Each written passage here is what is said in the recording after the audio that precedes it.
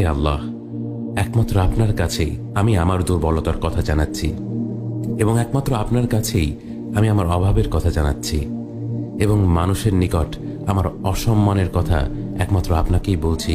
হে আরহামার রাহিমিন, আপনিই তো প্রতিটি দুর্বল ব্যক্তির রব এবং আপনিই আমার রব। আপনি কার কাছে আমাকে ছেড়ে দিলেন? এমন অচেনা মানুষদের কাছে যারা আমার ক্ষতি করতে চায়, নাকি এমন শত্রুর কাছে যাকে আপনি আমার চেয়ে অধিক শক্তি দিয়েছেন? হে আল্লাহ, যদি আপনি আমার উপর রাগ না করে থাকেন তাহলে এর কিছুতেই আমার কিছু আসে যায় না, কিন্তু আপনার আশ্রয় পেলে আমার পরিস্থিতি আরেকটু সহনীয় হবে।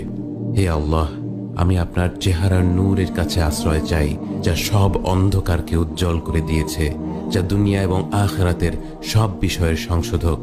আল্লাহ, আপনার রাগ এবং অসন্তুষ্টি থেকে আমি রেহাই চাই।